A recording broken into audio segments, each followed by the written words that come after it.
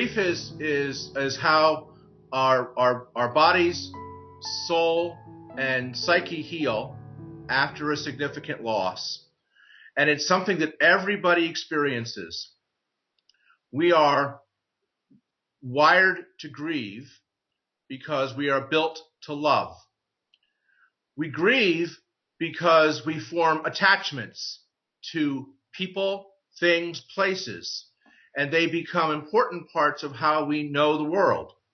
And when those attachments are broken or lost or severed, it hurts. And we have to learn how to live life without those things that we've become very used to or very attached to that define us. And in a peculiar way, those things that are so important to us never really leave us. But the memory, the meaning, the significance of those people or places or things become a part of us. But when we can't touch them or talk to them or meet them or share memories, then we find that the loss becomes very acute. And obviously I'm talking about people, but we also know about people who grieve for pets. We know about people who grieve for an ability, the loss of sight or hearing or mobility that might come after a stroke or an illness, or even a transition in a person's life, the loss of a job, the change of a career, the relocation to a new place. All of these things may cause a person to feel a sense of loss.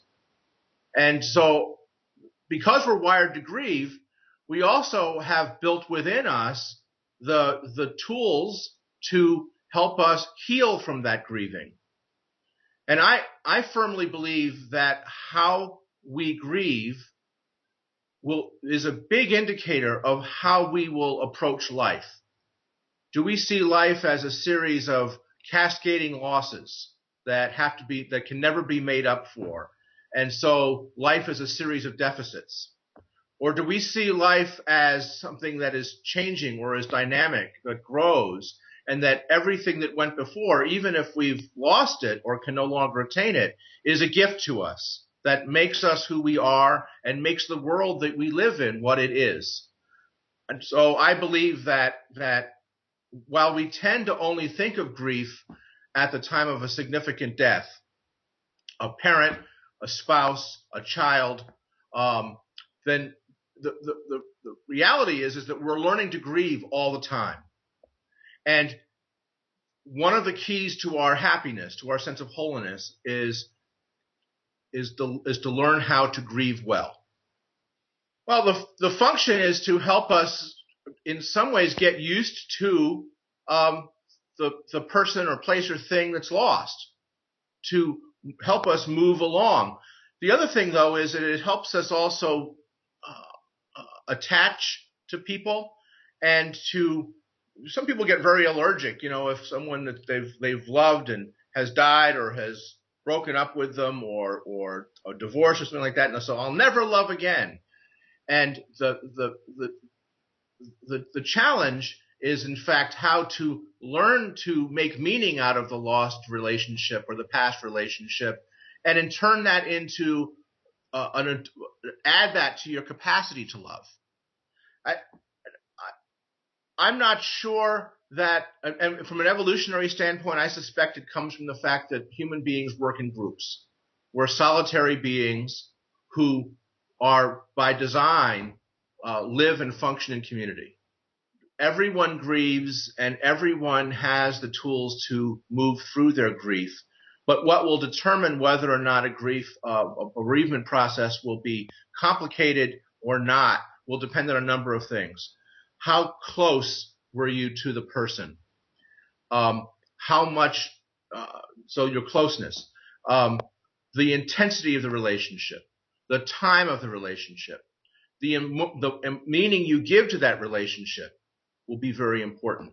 And so some people will say, and in fact, some very smart people will say that if you're not done with your grieving in 1 year, then you should do something like take medicine or see a shrink.